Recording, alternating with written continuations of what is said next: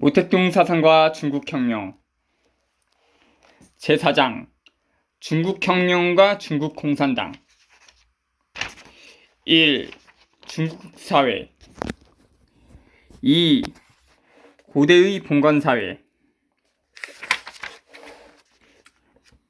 중국은 유구한 역사와 위대한 민족 국가로서 땅이 넓고 인구가 많으며 많은 혁명 전통과 우수한 유산을 가진 나라이지만 노예제도를 벗어나 봉건제도로 들어선 후에는 정치, 경제, 문화의 발전이 오랫동안 침체되어 있었다. 이 봉건제도는 주나라, 진나라 때부터 시작되어 약 3천여 년 동안이나 지속되어 왔다. 중국 봉건시대의 정치, 경제 제도는 다음과 같은 특징을 가지고 있다. 1. 자급자족의 자연 경제적 특징을 가지고 있었다. 농민들은 필요한 농산물을 자체적으로 생산해야 했을 뿐만 아니라 필요한 대부분의 수공업 제품도 자체적으로 생산하였다. 지주와 귀족들도 농민에게서 착취한 소작료를 물품을 교환하는 데 사용한 것이 아니라 주로 자신들의 자산을 증식시키고 소비하는 곳에 충당하였다. 당시의 물품 교환이 발전하기는 하였으나 그것이 전체 경제에서 주요한 역할을 미치지는 못하였다. 2. 봉건적 지배 계급으로 지주, 귀족 및 황제는 국가의 대부분의 토지를 소유하였으며 농민은 매우 일부의 토지를 소유하거나 전혀 소유하지 못했다. 농민은 자신의 농기구를 가지고 지주, 귀족, 황실의 토지를 경작하였으며 그 수확의 40%에서 70%까지 심지어는 80% 이상을 지주, 귀족 및 황실에 바쳐야 했다. 이러한 농민들은 실제적으로 그들의 농노나 다름이 없었다. 3. 지주, 귀족 및 황실은 농민들에게서 착취한 소작료로 생활하였을 뿐만 아니라 지주계급의 국가도 농민에게 곡물과 세금을 강요하였다. 한 농민에게 무상의 노역을 강요하였으며 군역도 강제로 시켰다. 4. 이러한 봉건적 착취 제도를 보호하는 권력기관은 지주계급의 봉건국가이다. 가령 진나라 이전의 시대를 제후가 할거하는 패권을 잡고 있는 봉건국가였다고 한다면 진시황이 중국을 통일한 후부터는 전제주의 중앙집권적 봉건국가가 수립되었으나 봉건적 할거 상태는 여전히 유지되고 있었다. 봉건국가에 있어서 황제는 지고무상의 권력을 가지고 있었고 각 지방에는 군사, 사법, 재정, 양곡 등의 사무를 관리하는 관직을 두었으며 동시에 지주나 향토의 관리들은 봉건 통치를 기반으로 삼고 그에 의지하였다.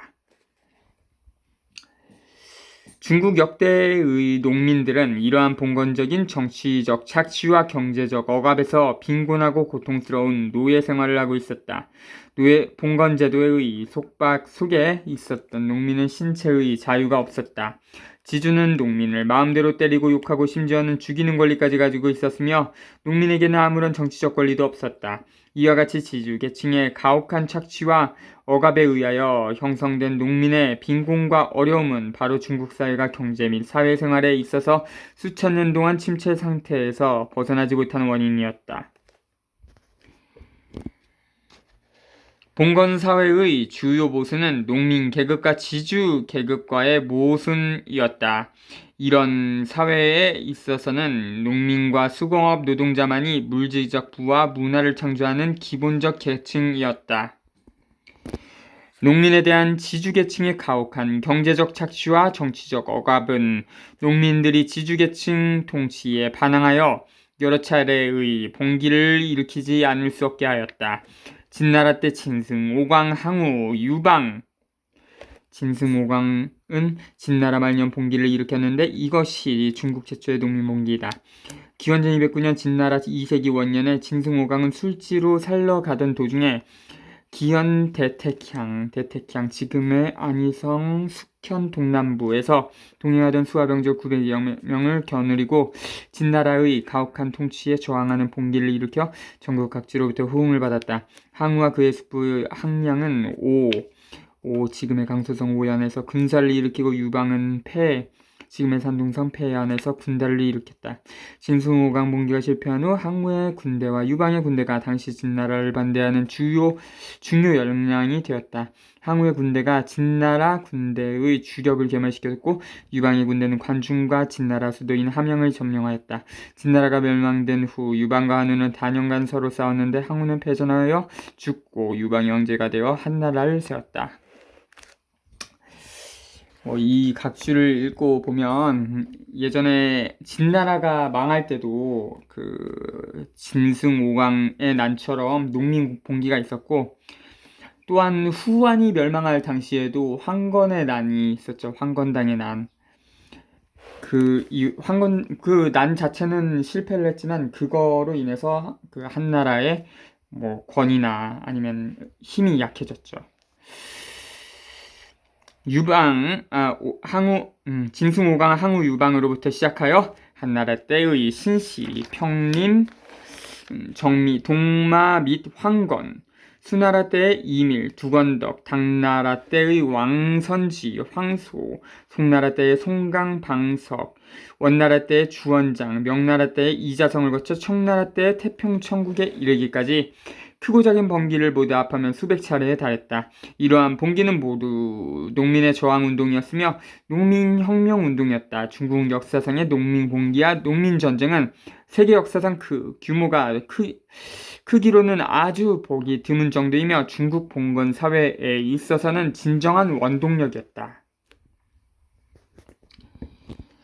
신시, 평림, 정미, 동마는 모두 왕망시대의 농민봉기군의 명칭이다. 서한 말년에 각지의 농민들은 반항 활동과 무장봉기를 끊임없이 단행하였다.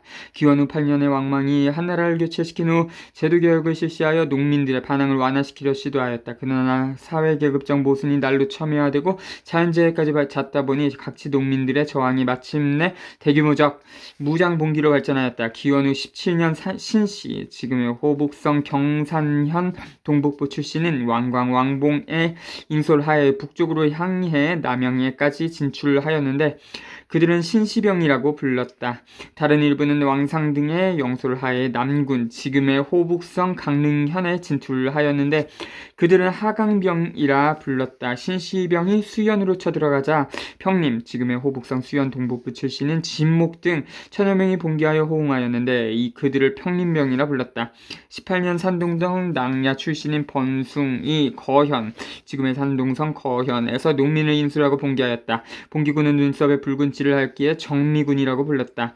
그들은 주로 산동, 강소, 하남, 섬서 등지에서 활동하였는데 당시 제일 큰 농민 봉기군이었다. 이와 동시에 황하 이북의 광활한 지역에서는 크고 작은 농민 봉기군이 수십 개가 있었는데 동마는 그 가운데서 비교적 큰 농민 봉기군이었으며 주로 하북 산동의 적격 지형에서 활동하였다. 184년 동안 영제, 중평, 원년의 장각 등은 하북, 하남, 산동, 안희 등지에 농민 수십만 명을 영도하여 동시에 봉기를 일으켰다. 봉기군은 자신들의 표식으로 머리에 누런 두건을 쓰고 있었기 때문에 황건군이라 불렀으며 이들의 봉기를 황건의 난이라 불렀다.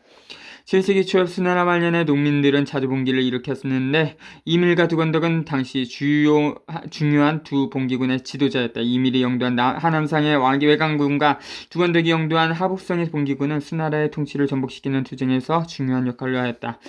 874년 당회종 건부 원년에 왕선지는 1874년 산동에서 봉기를 일으켰고 황소는 당나라 말 황선지가 피살된 후 10여 년간 농민 봉기를 지도했으며 중국 역사상 가장 뛰어난 농민 봉기 지도자였다. 모택동 선집 제1권 당내의 그릇된 사상을 시정하는 문제에 대하여 참조.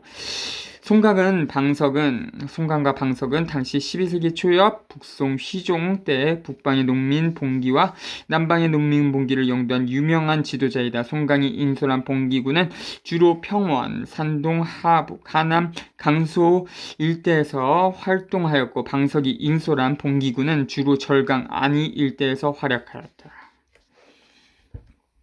수호전이 이 송강이 나오지 않나요? 그리고 이 송강이 활동하던 때 징기즈칸도 일어나고 있었죠. 1351년 원나라 순제 지정 11년에 각지 인민들이 연속적으로 분기를 일으켰다. 1352년 안인선 봉양 출신인 주원장은 북방의 홍건군 곽자흥의 봉기에 가담하였다가 곽자흥이 죽자 이 봉기군의 지도자가 되었다. 1368년 그가 영도한 부대는 각지 인민봉기들의 지원에 멸망되어 가던 원나라의 통치를 뒤엎고 명나라를 개국한 초대 형제가 되었다. 이자성은 명나라 말년부 농민봉기의 대장으로 삼서성의 미지 사람이다. 1628년 명나라 시종 때 삼서성 북부의 농민들은 대부분 농민봉기에 참여하였다. 이자성은 이 봉기에 참여하여 삼서성을 경유하여 하남 안위로 들어갔다. 1636년 고영이 죽자 이자성이 농민봉기의 지도자가 되었으며 북경으로 진격하여 명나라를 멸망시켰다.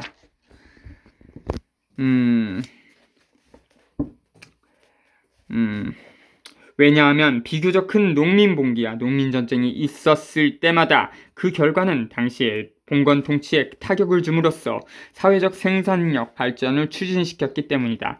그러나 당시에는 아직 새로운 생산력, 생산관계 계급적 역량, 근대적 정당이 없었기 때문에 이러한 농민봉기와 농민전쟁은 오늘날 무상계급 및 공산당에 의하여 영도되는 것과 같을 수는 없었다.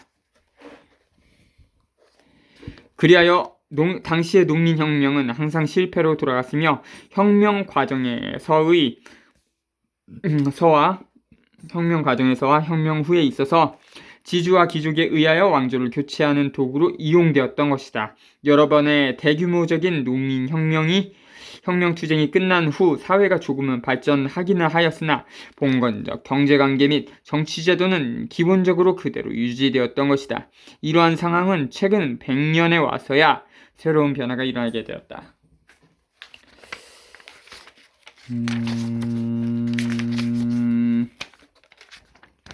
네, 하나 더 하겠습니다. 근데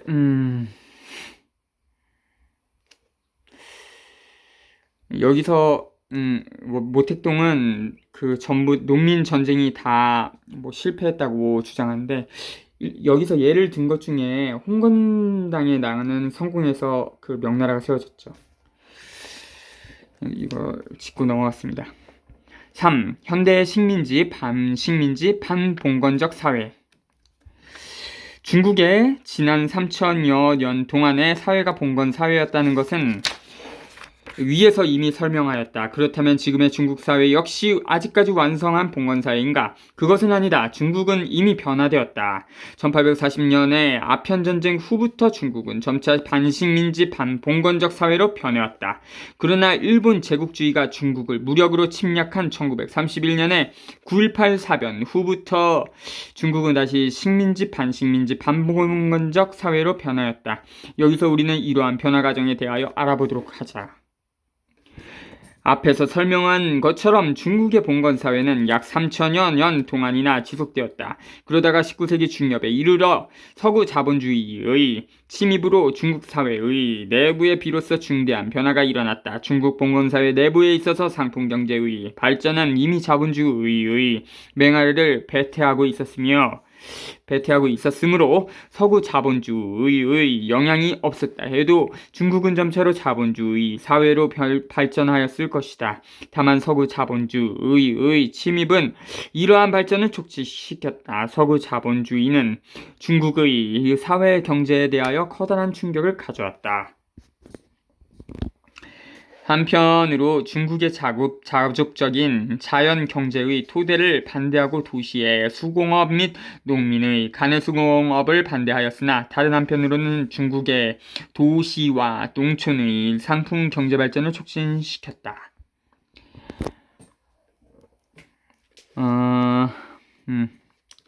일단 9.18 만주 사변.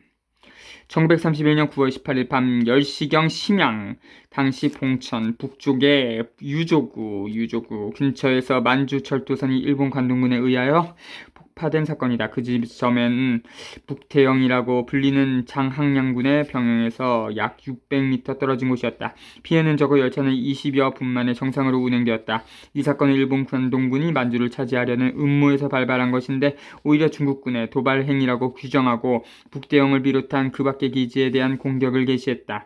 이 사건을 계기로 일본군은 사평과 철령, 요동, 공주령, 안동, 영구, 장춘, 길림 등의 도시가 일본군의 무력 아래 들어가게 되었다. 모태동 선집 제1권 일본 제국주의에 반대하는 전술에 대하여 참조. 그러니까 이 만주사변 같은 경우는 그 일본의 소수의 군대로 당시 군벌을 병력이 아주 많은 군벌을 굴복시킨 사건인데, 이거는 어떻게 그게 가능했느냐? 일본은 어떻게 보면 이걸 사건을 거짓 명분을 통해서 일으키려고 치밀하게 준비를 했었고, 그 당시에 군벌 세력은 거의 무방비 상태에서 당한 거죠. 그러니까 설마 전쟁이 일어나겠어? 그러다가 먹힌 거죠. 앞에서 그래. 계속하겠습니다. 이러한 상황은 중국 봉건 경제의 토대를 해체시키는 작용을 하였을 뿐만 아니라 동시에 중국의 자본주의적 생산 발전 가능성을 보여주었다. 왜냐하면 자연경제의 반대는 자본주의를 위한 상품 시장을 조성하였으며 농민과 수공업자의 대량적 파산은 다시 자본주의를 위한 노동력 시장을 조성하였기 때문이다. 사실상 서구 자본주의의 자극과 봉건적 경제 구조의 부분적인 반대로 말미암아 19세기 하반기에 벌써 일부 상인, 지주 및 관료들은 근대식 공업에 투자하기 시작하였다. 19세기 말년과 20세기 초엽에 이르러 중국의 민족 자본주의는 초보적인 발전을 가져오기 시작한 것이다. 제1차 제국주의 세계대전 시기에 서구 제국주의 국가들이 전쟁으로 중국에 대한 억압을 일시 늦추었기 때문에 중국의 민족공업과 방직공업, 재분업이 한 걸음 발전하게 되었다. 중국 민족 자본주의의 발생 및 발전의 과정은 중국 자산계급과 무산계급의 출현 및 발전의 과정이다. 일부의 상인, 지주 및 관료들이 중국 자산계급이 전신이라고 한다면 일부의 농민과 수공업 노동자들은 중국 무산계급의 전신이다. 중국의 자산계급과 무산계급을 두 개의 특수한 사회적 계급으로서 본다면 그들은 중국 역사 상에 지금까지 없었던 새로 나타난 계급이다. 이 두 계급은 봉건사회에서 나타난 새로운 사회계급이다. 그들은 서로 연관되며 서로 대립된 두 계급으로서 중국의 구사의 봉건사회가 낳은 산물이다. 그러나 중국의 무산계급은 중국 민족 자산계급의 출현 및 발전과 함께 생성되고 발전되었을 뿐만 아니라 제국주의가 중국에서 직접적으로 기업을 경영과 함께 출현 발전된 것이다. 그러므로 중국 무산계급은 중국 자산계급에 비하여 긴 역사를 가지고 있으며 따라서 그 사회적 역량과 사회적 기반도 튼튼하다. 그러나 위에서 말한 자본주의의 발생 및 발전의 새로운 변화는 제국주의가 중국에 침입한 후에 발생된 변화의 일면일 따름이다. 그리고 이 변화와 동시에 존재하면서 이 변화를 가로막는 것이 있다. 그것은 제국주의가 중국의 봉건 세력과 결탁하여 중국 자본주의의 발전을 가로막고 있는 것이다. 제국주의 열강이 중국에 침입한 목적은 결코 봉건적인 중국을 자본주의적인 중국으로 만들려는 것이 아니다. 제국주의 열강의 목적은 이와 반대로 중국을 자기들의 식민지로 만들려는 것이다. 제국주의 열강은 이 목적을 달성하기 위하여 다음과 같은 모든 군사적, 정치적, 경제적, 문화적 통제를 하여 왔고 앞으로도 계속할 것이며 그리하여 중국을 점차 반식민지, 식민지로 전락시켜 나갈 것이다. 첫째, 그들은 먼저 중국에 대하여 여러 차례의 침략 전쟁을 하였다. 예를 들면 1840년 영국의 아편전쟁, 1857년 영프 연합군 전쟁, 1856년부터 1860년까지 영국, 프랑스, 양국 연합군은 중국에 대해 침략 전쟁을 감행하였으며 미국과 제국주의 러시아는 이것을 방관했다. 1856년 영국 침략군은 광주에서 중국을 공격하였으며 1857년 영국, 프랑스, 양국은 연합 침략군을 구성하여 대한 침략 작전을 하였던 것인데 이것을 제2차 아편전쟁이라고도 한다. 당시의 청정부는 전력을 다하여 태평천국 농민혁명을 탄압하면서도 서구 침략자에 대해서는 소극적으로 저항하는 정책을 취하였다. 특히 영국, 프랑스 연합군은 광주, 천진, 북경 등 중요 도시를 함락시키고 북경의 원명원을 약탈한 후 불태워 청정부로 하여금 천진조약과 북경조약을 체결하지 않을 수 없게 하였다. 이 조약들은 주로 천진 우장 후에 영구로 개칭함, 등주 후에 연대로 개칭함, 대만 담수 조주 후에 산두로 개칭함, 경주 남경 진강 구강 항구 등지를 개강하고 외국인은 중국 내에서 자유로운인데 오타네요. 자유로운 선교 여행 통상을 할 수 있는 특권을 가지며 외국 상선은 중국의 내하에서 항해할 수 있는 특권을 가진다는 것을 승인한다고 규정하였다. 이로부터 서구 침략 세력은 중국 연해와 각성에 깊숙이 침투하게 되었다. 당시에 청정부는 전력을 다하여 태평천국 농민혁명을 탄압하면서도 서구 침략자에 대해서는 소극적으로 저항하는 정책을 취하였다. 이것은 조선 왕조와도 조선 왕조의 만력, 몰락 과정과도 상황이 비슷한 것 같습니다. 자세히 설명 안 해도 다 아시겠죠? 동학 농민혁명과 관련이 있죠. 그리고 그거를 진압하는 과정에서 청일을 끌어들이고 그게 청일전쟁으로 비화되면서 일본에 먹히는 그 계기가 됐습니다. 계속하겠습니다. 또 1884년 중푸전쟁. 1884년부터 1885년에 결쳐 프랑스 군대는 중국의 광서, 대만, 복건, 절강 등지에까지 침략전쟁을 확대하였다.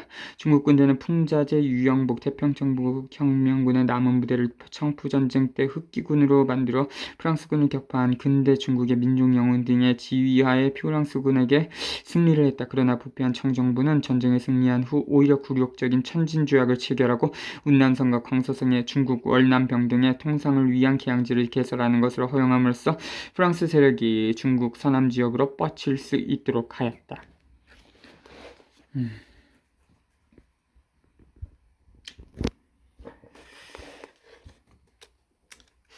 1894년 중일전쟁, 1900년 8개국 연합군 전쟁 등이 그것이다. 1900년 영국, 프랑스, 독일, 러시아, 일본, 이탈리아, 오스트리아 등 8개 제국주의 국가는 의화단의 반침략 운동을 탄압하기 위하여 연합군을 형성하여 중국을 공격하였으며 중국 인민은 이에 용감하게 저항하였다. 8개국 연합군은 대구, 천진, 북경 등지를 점령하였다. 이와 동시에 러시아는 단독으로 출병하여 중국의 동부에 침입하였다. 청정부는 제국주의가 요구한 조건을 받아들이고 1901년 9월 7일 조건이 너무나 가혹한 신축조약에 조인하였다. 이 조약의 중요 내용은 중국은 8개국의 4억 5천만 양을 배상하며 연합군 군대를 북경천지 산해관 일대에 이르는 지역의 군대를 주둔시킬 특권을 승인한다는 것이었다. 전쟁으로 중국을 패배시킨 후 제국주의 열강은 중국의 주변국, 오랫동안 중국에 보호하던 많은 국가들을 점령하였을 뿐만 아니라 중국의 일부 영토를 강탈하였거나 조차하였다. 조차는 빌려줬다, 빌려받았다 그런 뜻입니다. 예를 들면 일본은 대만과 팽호 열도를 점령하고 여순을 조차하였으며 영국은 홍콩을 점령하였으며 프랑스는 광주만을 조차하였다. 영토를 떼어간 것 이외에도 거액의 배상금을 받아갔다. 그리하여 중국이라는 거대한 봉건 제국에 큰 타격을 주었다. 둘째, 제국주의 열강은 중국을 강압하여 많은 불평등 조약을 체결하고 이러한 불평등 조약에 근거하여 중국에 육군 및 해군을 주둔시킬 수 있는 권한을 얻어냈으며 거기에 영사재판권까지 획득했으며 전 중국을 몇 개의 제국주의 국가의 세력 범위로 분할하였다. 영사재판권, 치해법권을 의미하는 것 같습니다. 한번 볼까요? 영사재판권이란 제국주의 국가가 구중국 정보를 강제로 체결한 불평등 조약에 규정된 특권의 하나로 1843년의 중영 호문조약과 1844년의 중미망하조약을 말한다. 중국에서 이런 특권을 향유하는 모든 국가는 중국에 있는 그 나라 거주민이 민사, 형사 소송의 피고가 되어 있을 때 중국 법정은 그들의 재판할 권리가 없고 그 해당 국가의 영사법정만을 재판할 수 있다는 것이다. 영사재판권까지 획득했으며 전 중국을 몇 개의 제국주의 국가의 세력 범위로 분할하였다. 19세기 말년부터 중국을 침략한 제국주의 국가들은 각각 중국에 있어서의 그들의 경제적 및 군사적 세력에 따라 중국의 어느 한 지역을 자신들의 세력 범위로 포함시켰다. 예를 들면 당시 장강 유역에 있는 각 성들은 영국의 세력 범위가 되었고, 운남, 강서, 광동은 프랑스의 세력 범위가 되었으며, 산동은 독일의 세력 범위가 되었으며, 복건은 일본의 세력 범위가 되었다. 동삼성은 처음에는 러시아의 세력 범위로 되어 있었으나 1905년 러일 전쟁 이후 동북 삼성의 남부는 일본의 세력 범위로 되었다. 셋째, 제국주의 열강은 불평등 조약에 근거하여 중국의 모든 중요한 통상 항구들을 자신들 통치 아래 두었으며, 많은 통상 항구에서 일부의 토지를 그들이 직접 관할하는 조계지로 만들었다. 조계지, 제국주의 국가는 청정부를 강압하여 장강, 연안과 연해의 많은 지방을 통상 항구로 개항한 후 1845년부터 이 지역에서 일정한 지구를 강점하여 조계지로 삼았다. 중국 정부는 조계지 내의 행정사법 등에 대하여 관여할 권리가 있고 조계지 내의 영토 주권을 보유하고 있었다. 그러나 제국주의 국가는 조계지 내에서 점차 중국의 행정권 및 법률 제도로부터 완전히 독립한 식민지 통치 제도를 실시하였다. 그들은 조계지를 거점으로 하여 정치 및 경제 면에서 직접 혹은인데 혹자가 빠져서 은이라고 써놨네요. 직접 혹은 간접적으로 중국의 봉건 매판 계급의 통치를 조종하였다. 1924년부터 1927년에 걸쳐 중국 공산당의 영도의 중국 인민은 조계지 회복 투쟁을 전개하였으며 1927년 1월 한때 항구와 구강의 영국 조계지를 회수하기도 하였다. 그러나 장개석이 반혁명 정면을 일으킨 후 중국 각지에서의 제국주의의 조계지는 계속 유지되었다. 그들은 중국의 세관 및 대외 무역을 장악했으며 중국의 교통사업, 해상육상 내륙의 하천 및 항공도 장악하였다. 그리하여 그들은 자기들의 상품을 대량으로 판매할 수 있게 되어 중국을 자기들의 공업 상품 시장으로 만들었으며, 동시에 중국의 농업을 제국주의 국가의 원료 기지로 만들었다. 넷째, 제국주의 열강은 중국의 원료와 값싼 노동력을 이용하기 위하여 중국의 많은 경공업 및 중공업을 건설하여 중국의 민족공업에 직접적인 경제적 압력을 가하여 중국의 생산력 발전을 억제했다. 다섯째, 제국주의 열강은 중국 정부에 차관을 주며 중국에 은행을 설치함으로써 중국의 금융과 재정을 독점하였다. 그리하여 그들은 상품 경쟁에서 중국의 민족 자본을 착취하게 되었을 뿐만 아니라 금융, 재정에 있어서도 중국을 압박하였다. 여섯째, 제국주의 열강은 수많은 중국 농민 및 인민 대중에 대한 착취를 용이하게 하기 위하여 중국의 도시로부터 촌락에 이르기까지 매판적 고리대 시스템을 구축하였으며, 제국주의를 위해 일하는 매판 계급과 금융 고리 대금업자 계급을 형성해 놓았다.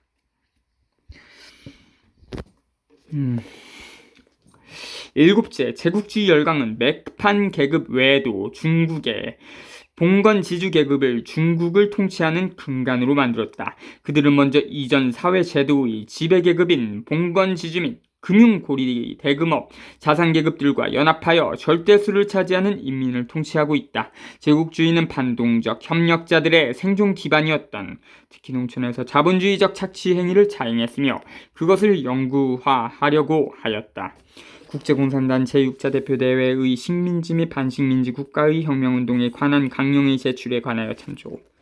중국에서 자기의 모든 재정 및 군사적 위력을 가진 제국주의는 봉건 잔재 관료와 군의 상부구조를 지지, 고치, 배양, 유지하려 하였다.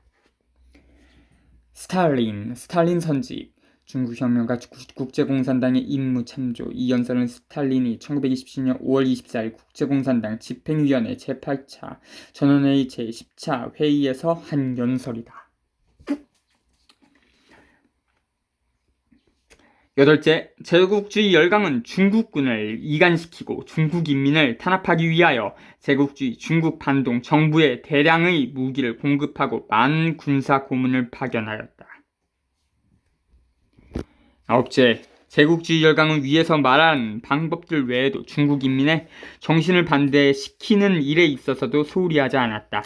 그들의 문화 침략 정책이 바로 그것이다. 종교를 전도하고 병원을 설립하고 학교를 설립하고 신문을 발행하며 유학생을 받아들이는 것 등이 바로 그것이다. 그 목적은 자기들에게 순종하는 지식인 간부를 양성하여 많은 중국 인민을 이간 혼란스럽게 하려는 데 있었다. 열째 1931년 9.18 이후 일본 제국주의의 공격은 이미 반식민지가 된 중국의 넓은 지역을 다시 일본의 식민지로 전락시켰다. 위에서 말한 상황들이 바로 제국주의가 중국에 침입한 후에 생긴 새로운 변화의 다른 한 면이며 봉건적 중국을 반봉건적 반식민지, 식민지적 중국으로 전락시킨 피눈물 나는 현장의 하나라 할 수 있다. 여기에서 알 수 있는 바와 같이 제국주의 열강의 중국 침략은 한편으로는 중국 봉건사회의 해체를 촉진시키고 중국에서 자본주의 발생을 촉진시켜 봉건사회를 반봉건사회로 전환시켰지만 다른 한편으로는 중국을 잔혹하게 통치하여 독립적 중국을 반식민지, 식민지 중국으로 전락시켰다. 이 두 가지 상황을 종합하여 말한다면 우리의 식민지, 반식민지, 반봉건적 사회는 다음과 같은 몇 가지 특성을 가지고 있다. 1. 봉건시대의 자급자고족적 자연경제의 토대는 반대되었지만 봉건적 착취제도의 근간인 농민에 대한 지주계급의 착취는 여전히 존속되고 있을 뿐만 아니라 매판 자본 및 고리대금 자본의 착취와 결합되어 중국의 사회 경제생활을 지배하고 있었다. 이 민족 자본주의가 어느 정도 발전하였고 중국의 정치, 문화생활에 변화를 가져왔으나 그것이 중국 사회 경제의 중요 패턴으로는 되지 못하고 있으며 그 영향은 매우 연약하여 대부분은 서구 제국주의 및 국내 봉건주의와 어떻게든 연계를 하고 있다. 3. 황제와 귀족의 전제 정권은 전복되고 이에 대신하여 생긴 것이 처음에는 지주계급 군벌 관료의 통치이며 다음에는 지주계급과 대자산 계급과의 동맹적 독재이다. 그리고 피점령지구에서는 일본 제국주의 및 그 괴뢰들의 통치이다. 4. 제국주의는 중국의 재정과 경제를 통제하고 있을 뿐만 아니라 중국의 정치, 군사적 역량을 통제하고 있다. 피점령 지구에서는 모든 것이 일본 제국주의에게 독점되고 있다. 5. 중국은 여러 제국주의 국가의 통치 혹은 반통치에 있으며 실제상으로는 장기적으로 통일되지 않고 있는 상태에 처해왔으며 영토가 강대하기 때문에 그의 정치, 경제, 문화적 발전은 극도의 불균형을 보여주고 있다. 6. 제국주의 및 봉건주의에 의한 이중적인 압박, 특히 일본 제국주의의 대대적인 공격으로 말미암아 중국의 인민, 특히 농민들의 생활이 어렵게 되었고 나아가서는 대량적으로 파산당하여 굶주림과 추위에 시달리고 있으며 아무런 정치적 권한도 없는 생활을 하고 있다. 중국 인민의 빈곤과 그 부자연스러운 정도는 세계에서 보기 드문 예일 것이다.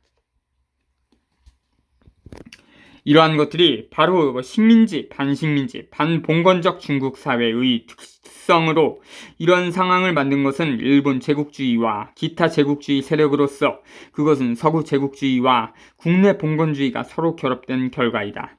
제국주의와 중화민족 간의 모순, 봉건주의와 인민대중 간의 모순, 이러한 것이 바로 근대 중국 사회의 중요한 모순이다. 물론 자산계급과 무산계급의 모순, 반동적 지배계급 내부의 모순과 같은 다른 모순도 있다. 그러나 제국주의와 중화민족 간의 모순이 여러 가지 모순 가운데서도 가장 중요한 것이다.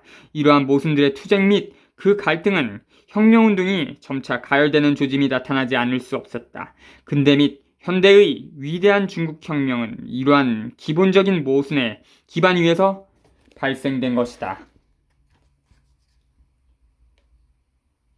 자주